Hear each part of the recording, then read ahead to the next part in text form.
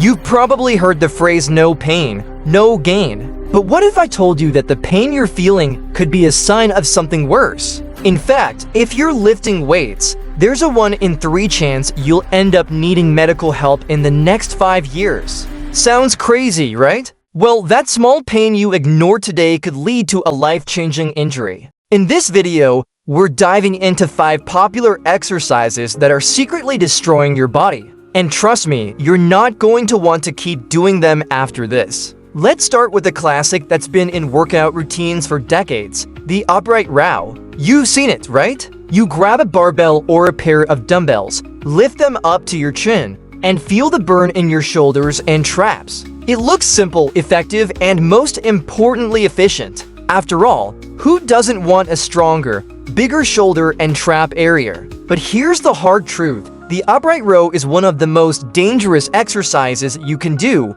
especially for your shoulders. The shoulder joint is the most mobile in your body, capable of moving in almost any direction. But that flexibility comes with a catch: it's also the least stable. That means your shoulder is extremely vulnerable to injury if it's put under stress in the wrong way. And that's exactly what happens when you perform an upright row. This exercise forces your shoulders into an unnatural position, squeezing the tendons against the bones. At first, nothing feels wrong. You might feel a slight strain, but it's easy to ignore after all. You're just building muscle, right? But over time, those tiny strains add up. Just like dragging a rope over a sharp edge repeatedly, the tendons in your shoulders start to fray. Gradually, the fibers weaken, and before you know it, you've torn something or caused permanent damage. The real danger lies in the fact that shoulder injuries can take years to fully heal, if they heal at all. A rotator cuff tear, for instance, may never recover without extensive rehab or surgery, and even then, full mobility might never return. Professional athletes are no strangers to shoulder injuries. They've ended careers in the NFL, NBA, and Olympic weightlifting. And if they're at risk, so are you. So ask yourself,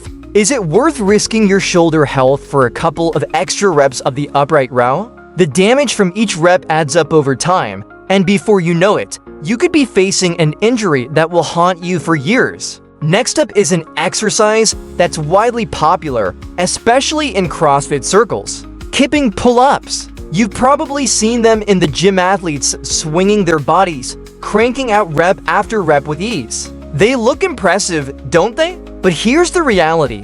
Kipping pull-ups are one of the worst exercises you can do for your body.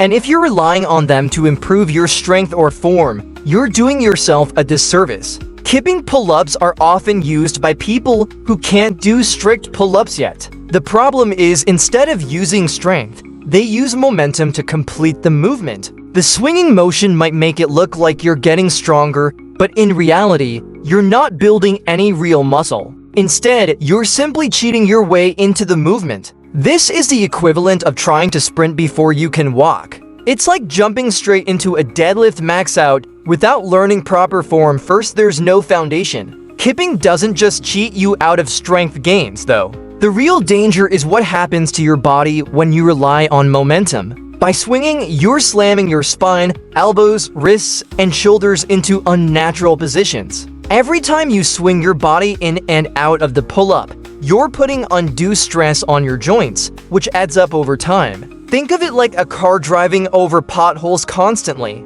Eventually, something is going to break, and when it does, it's not pretty.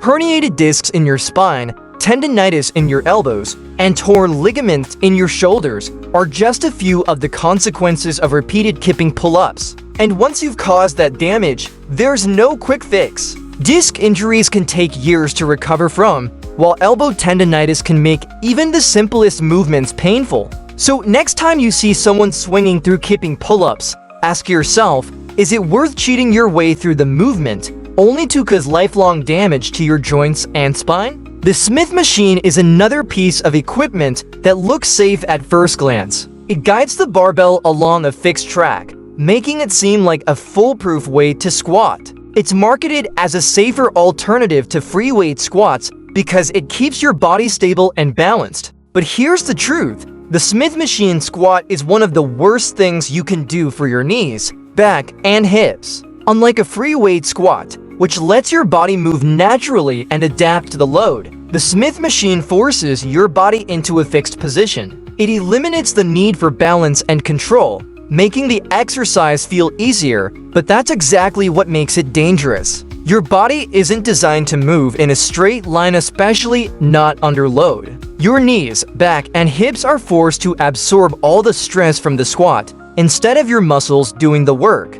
The result? You're more likely to experience knee injuries, back pain, or even a slipped disc. The fixed motion can force your knees to overextend or lock up, putting them in a dangerous position. And without the natural movement that free weight squats provide, your muscles aren't being properly activated, which means your knees and back are doing most of the work. Many lifters report feeling fine after using the Smith machine, only to wake up the next day with severe back pain, locked joints, or even sciatica. Olympic athletes and professional power lifters don't use the Smith machine for a reason. They know that strength isn't about lifting as much as you can, it's about control. And when you use the Smith machine, you lose that control. So next time you're at the gym, skip the Smith machine and stick to free weight squats if you want to build real strength without sacrificing your knees, back, or hips. Let's move on to an exercise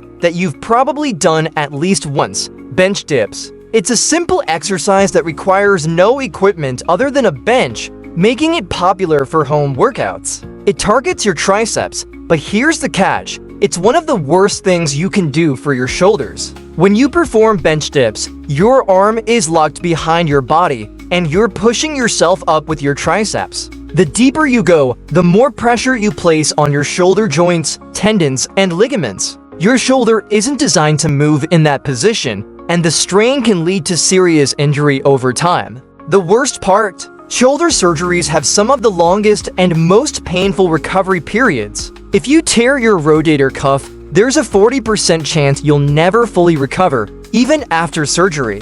And if you tear it twice, the chances of a full recovery drop to nearly zero. The cost of rotator cuff surgery ranges from $1,000 to $15,000, not including months of rehab. There are viral videos of people snapping their humerus while doing dips, and they're not rare occurrences. When your arm is locked behind your body like that, all the stress is transferred to the weakest points of the bone and ligaments. One wrong move and you could find yourself in surgery or rehab for months. So before you drop into another set of dips, ask yourself, is it worth risking permanent shoulder damage for a quick triceps pump?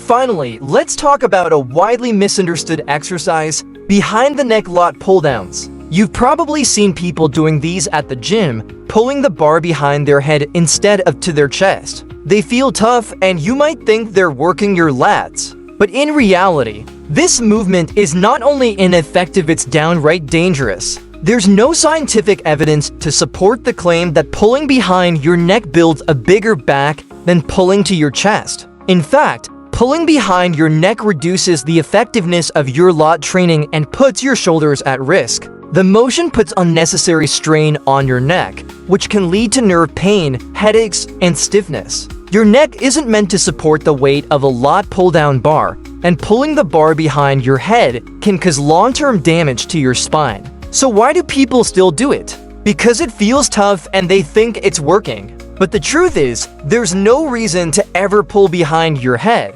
It's a movement that has no real-world application, and it's not something you'll ever do in sports or life. If you care about real progress, it's time to ditch the behind the neck lat pull down and train smarter. Focus on movements that actually build strength without risking your body. So there you have it, the 5 exercises that are silently destroying your body. From shoulders to knees, backs to elbows, these popular movements are causing more harm than good. And the worst part is, by the time you start to feel the damage, it's usually too late to fix it. But here's the good news: you don't have to keep doing these exercises. There are safer, more effective alternatives that will help you build real strength without sacrificing your long-term health. So next time you step into the gym, make sure you're training smarter, not harder.